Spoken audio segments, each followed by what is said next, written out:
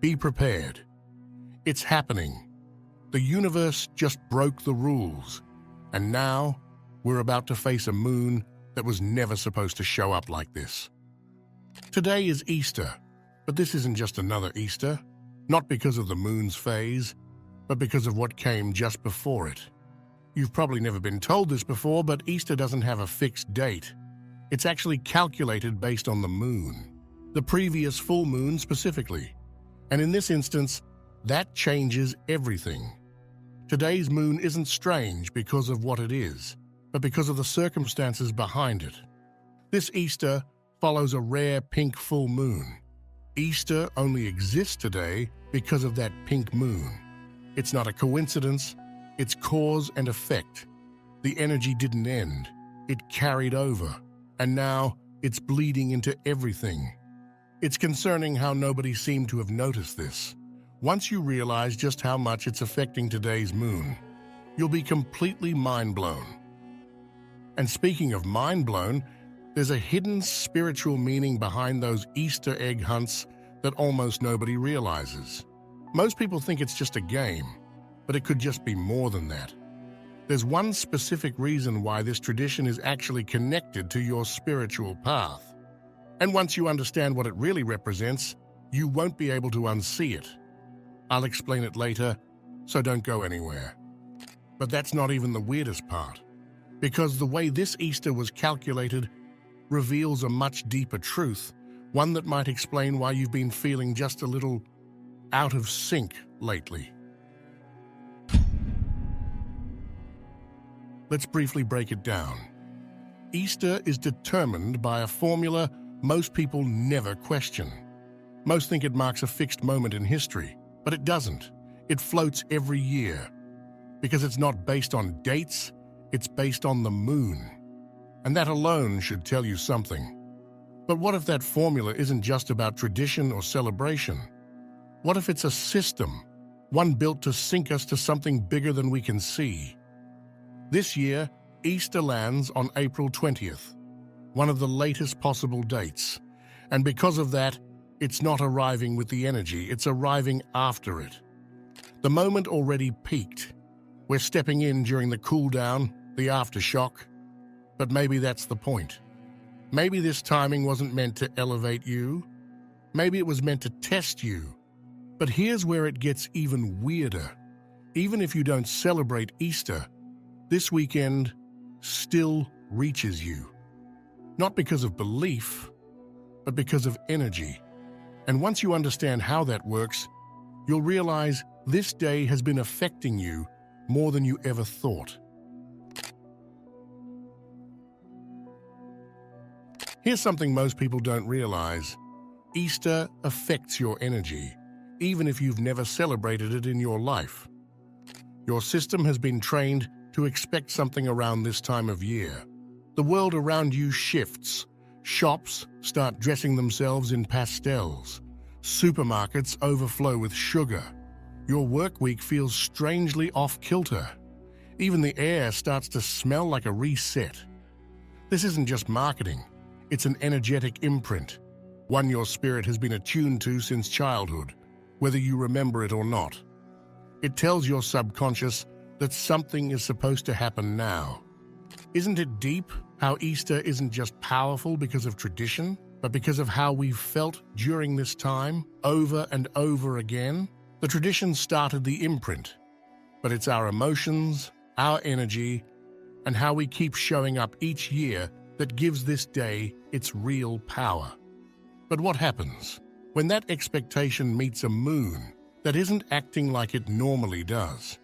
This year, the Easter moon is out of phase. So instead of a climax, your body might feel pause. Instead of clarity, you might feel floaty, scattered, unfinished. Your brain is trying to celebrate. Your energy is trying to hibernate. And somewhere between those two forces, a strange sense of spiritual vertigo begins to rise. It's subtle, but undeniable. In fact, this Easter, you might feel the urge to be alone, to disconnect from the noise, to step back while the world moves forward. And that urge, it's not antisocial, It's lunar. Because the moon isn't pulling you inward to isolate you, it's pulling you inward to recalibrate you. Because the moon this weekend is doing something it rarely does, it's putting on a mask. You're being told this moon is ordinary, nothing to see here. Just another weekend, just another phase. But that's the trick. Because tomorrow's moon, the last quarter, is one of the most overlooked, underrated, and powerful lunar portals there is. And almost no one pays attention to it. It's not pretty like the full moon. It's not dramatic like the new moon. It doesn't demand your gaze. It just sits there, quietly broadcasting. Last quarter moons don't ask for attention. They shift you silently, without your permission. But here's the twist. This last quarter moon doesn't just land on any weekend. It lands on Easter weekend. But more importantly, it creates a strange energetic window, a kind of invisible portal that doesn't open through ceremony or ritual, but through timing. And this portal, it distorts things. Time might feel loose. Memories may feel like dreams. Conversations may echo weirdly. Even your thoughts might loop back on themselves in strange little spirals. Because the moon is doing something deliberate. It's putting on a disguise, cloaking itself in normal energy so that what it's actually broadcasting slips beneath the radar. It's like tuning into a frequency no one else knows exists. The moon's not hiding from you. It's hiding from the noise, so it can speak to those who are really listening. So the question is, have you noticed the signal? Because once you do, it gets louder. We've been taught that resurrection is about a body. And while it is, there's more to it. In a spiritual perspective, it's not just about coming back to life. It's about coming back to purpose. This time of the year has always held the symbolism of rising again. But what if the thing you're meant to resurrect isn't you exactly, but the part of you that knew why you came here in the first place? Because here's the truth. A lot of people aren't tired because they're overworked. They're tired because they're disconnected from their spiritual instruction manual. You had a blueprint, a path, but the world convinced you to chase distractions, titles, numbers, validations. You learned how to keep going, but forgot what you were going toward. And the result? A strange kind of ache that doesn't come from the body, it comes from the soul. But the sense of misalignment lingers. That's what this Easter energy is really pressing on. This isn't a resurrection of the self, it's a resurrection of the contract. The one you signed before you even got here. The one that says, this is what I came to awaken, this is what I came to restore. And the moon knows it. That's why it's not offering full brightness this year. It's offering the chance to strip away what doesn't belong to you anymore. To rise, not as who you were, but as the one you were always meant to be. Resurrection isn't about bouncing back. It's about snapping back into alignment. And the clock is ticking because the most delicate part of this energy is what comes next. If the full moon is a floodlight, the last quarter moon is a scalpel. It doesn't shine wide, it cuts sharp. And tomorrow, April 21st, marks the precise moment when the moon finishes this energetic incision. We tend to think of lunar energy as something that builds, waxes, swells. But the tail end of a moon cycle is different. It's not about momentum, it's about precision. It doesn't expand, it refines. Tomorrow's moon isn't asking you to charge up, it's asking you to cut away. The 21st marks the final day in a 3-day energetic countdown. 3 days of subtle, almost invisible recalibration. But make no mistake, it's not passive. You might feel lighter, almost strangely indifferent to things you used to cling to. You might feel hyper-aware of where your energy goes. You might even feel like certain thoughts, people, or habits are just evaporating. This is the quiet magic of frequency alignment. Not everyone will feel it, but those who do will notice that something has clicked. Not in a loud, dramatic way, but like a lock turning in a door you didn't even know was shut. And for those who don't tune in, who keep moving as if nothing is happening, they'll still be here. But they might find that the road they're on suddenly feels off, mismatched, dimmer. The gateway doesn't close, it replaces you. Because this isn't about punishment, it's about placement. You either align with the signal or you step outside of it.